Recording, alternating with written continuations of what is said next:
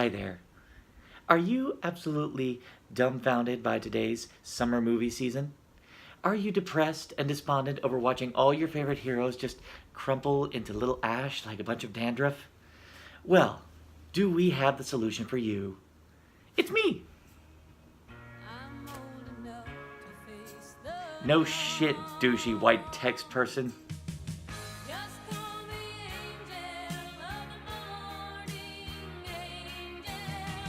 Deadpool 2, the long-awaited sequel to the surprise hit from 2016. The first movie was made for only like $58 million, and it was directed by a novice director, Tim Miller, who prior experience was mainly in animation. Well, to everyone's surprise, the movie was a colossal smash. It was a critical hit, and even more so, and this is the thing I find most impressive, it even got nominated for 2 Golden Globes. I loved the first movie. I loved it with a fiery passion. Saw it 4 times. Could not get enough of it. And even then, when I'm in a bad mood, that's one of my happy movies. Well, the sequel's finally here, and this time it's directed by part-time John Wick director and full-time Atomic Blonde director David Leitch. And David Leitch was definitely a choice I was very excited about, particularly if you've seen those examples. The man knows how to make a good-looking action sequence. You'd be surprised when I say, honestly, I didn't have much in the way of expectation for Deadpool 2. Really. And I'm going to tell you why. You see, with the MCU and with all this emotional investment, particularly in the wake of Infinity War, all of that can get exhausting after a while. So it's just nice that we have something on the side that we can just say, you know what? Click. You just want something that you're just going to laugh your butt off at. So the only real expectation I had for Deadpool 2 was that I wanted it to be insanely funny with a lot of very cheeky fourth wall gags and a lot of winks to fans and what they know about comics. Because if you ever read the Deadpool comics, the comics are just a madhouse. They're just loads of fun, and you have this character who's just as savvy as everyone else is when it comes to the cliches, when it comes to the tropes. And it's great that we have a movie that is aware of it too and does an incredible job parodying the genre. And you just can't think of a better character to do said parodying. And Deadpool 2 definitely delivers the goods when it comes to said parody. In fact, with the budget that they now have, they are able to go even further. I'm going to get into some light spoilers. I'll try to be restrained as possible, but I can't make any promises. So this is your warning. This story really does kick off with Vanessa getting killed, and that really shocked me and frankly made me sad because I really loved the relationship between Deadpool and Vanessa, and I like the fact that the phrase "your crazy matches my crazy" actually has permeated throughout the internet as a very sweet-natured term of endearment that kind of addresses the madness of relationships nowadays and how people can actually kind of mesh together their madness. So I was already invested in that relationship, and it was great to see them together and still hot and heavy and still just madly in love with each other, and then to see it cut short, and I'm like, aw. But things do happen later on which kind of make up for it. This is Deadpool. This is one of those things where you get this feeling that nothing's really set in stone. And I'm not talking about comic book logic. I'm talking about just Deadpool logic. This is Deadpool's world. We're just playing in it. We are slave to his madness. And the great thing about this movie, and the thing I gotta say I'm very impressed with, is that we are still able to enjoy that madness, but yet there is still a pretty decent emotional arc for Deadpool in this story. I was very impressed with how they're still able to have the absolutely batshit crazy Merc with a mouth, and yet they're still able to see if they can find some kind of emotional core for the character. Because no one really thinks about that with Deadpool. They just like the chimichangas, they like the perverted antics, they like the fourth wall breaking. But yet they're still able to find the time to tell a story about the fact that he's still trying to find his footing as a superhero. Because he's still a violent character. He still would prefer to just blow someone's brains out as opposed to try and rationalize the situation. Now, don't get me wrong. This thing is loaded with wild violence. And even better, because it's Deadpool, there's still humorous violence as well. And what's great is that Deadpool is still one of the best advertised franchises. Most other Marvel movies are very dramatic in their advertising. They're more selling like the big the big emotion, the big moment, the big action. But Deadpool is all about messing with you. And I will say, don't even try to use the trailers as any kind of indicator as what's to come in this movie, because even I was going, oh, you messed with me. I got to address Josh Brolin. Of course, Josh Brolin made a huge splash as Thanos. Brolin's performance as Cable is nothing like his performance as Thanos. Even with Deadpool thumbing his nose at the fact that you got Josh Brolin playing Cable here, even though he just played Thanos, and that was amidst some controversy, the fact that Deadpool addressed that didn't deter me from separating the fact that this was Cable versus Thanos.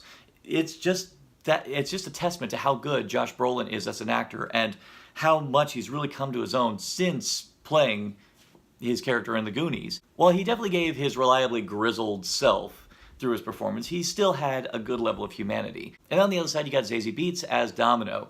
Now, I don't really know much about Domino except the fact that she's a really close friend of Deadpool's. I know that luck is definitely her main weapon. Basically, she's a more badass version of Longshot. God, who needs Longshot? But she gets a lot of great moments in here. Not much in the way of character depth. Matter of fact, a lot of her backstory kind of gets like shoehorned in. But nevertheless, you don't really care because you want to see what she can do. And there's a hilarious chain reaction sequence all relating to her power of luck.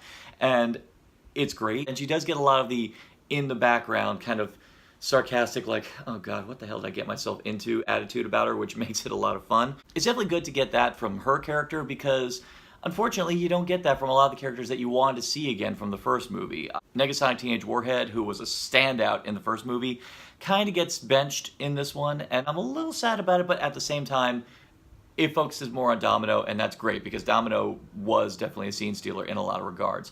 Now, with that being said, you do get some good laughs with Negasonic, and even with her girlfriend, and a lot of great bits from Deadpool with Negasonic's girlfriend, and of course, her, Negasonic and Deadpool butting heads again, and it's still a blast. Actually, in a way, Deadpool's kind of like the little brother, and Negasonic's the bigger sister who just really doesn't want to deal with this guy, but unfortunately has to.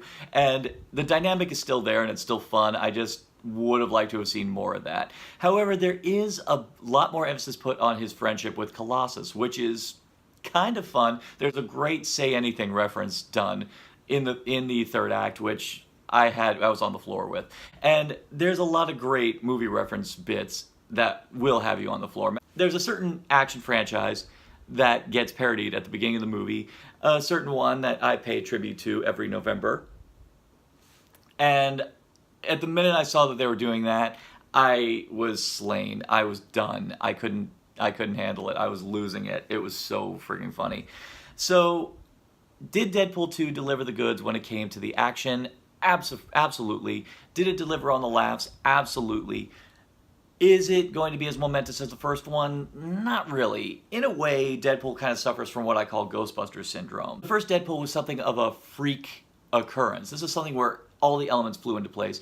And in a way, kind of like Ghostbusters, kind of like Guardians of the Galaxy, it was a novelty that the masses didn't know. Only a niche crowd knew, but the masses weren't really aware. And when it happened, people just went nuts, and Deadpool fever kind of hit. And so when Deadpool 2 finally came around, you were now competing with the newfound audience familiarity with the character. And now, when you get into the second movie, you're now dealing with the fact that the audiences kind of know what they're in for. So the movie had to compete with that, but you know what? It does so with flying colors. Even when you know what kind of movie you're in for, which really I kind of did walking into this, I still had a fun time watching it. I still laughed to beat the band. I will still say the credits definitely play with you again. Everything about this movie plays with you, but in all the right ways. And so if you are a Deadpool fan, either a dyed-in-the-wool comics fan or even just a newfound fan from the movie, you are going to have a great time. It's definitely the superhero you're going to need after the masochistic kick of seeing Infinity War like 4 times like I did.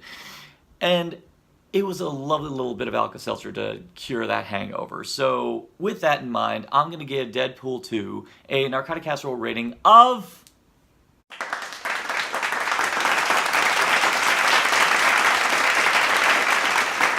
Do you agree? Do you disagree? Do you think that this is way better than the first one? Or do you think that maybe the joke wore thin after the first 5 minutes? Leave it in the comments below. And for more addictive content on Narcotic Casserole, simply like, share, subscribe, click, thou shalt be served. Then slowly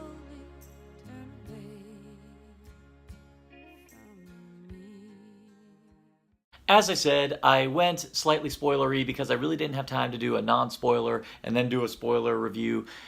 Mainly because for the next couple weeks, I'm going to be at the Orlando Fringe Festival doing Shakespeare's Ghostbusters. So if you find yourself in the Orlando area, definitely drop by, check it out, come see our show. It opens Friday night at about 10:45, and additionally, go see some other shows. There are some fantastic shows, which I've already seen a whole bunch of them. So yes, shameless plug at Deadpool's expense, but you know what? It's totally worth it. It's been an amazing experience doing this show, but that's also why it's going to be a little scarce with my videos for the next couple weeks. However, I will have a cosplay montage for MegaCon, which is going to be next week. I should have that in a bit, and definitely some more editions of Rare Delicacies coming up down the pipeline. Not to mention our marvelous retrospect that I'm going to be doing with Sam Falco, and we're going to be talking about the entire MCU throughout the past 10 years, leading all the way up to Ant-Man and the Wasp. So stay tuned on Narcotic Casserole, and if you are in the Orlando area, come over to the Orlando Fringe Festival. It's going to be at the Orlando Shakespeare Center. It's where they shot Ernest Saves Christmas. That's where you will find the Orlando Fringe Festival, and that's where you'll find Shakespeare's Ghostbusters. So, see you there.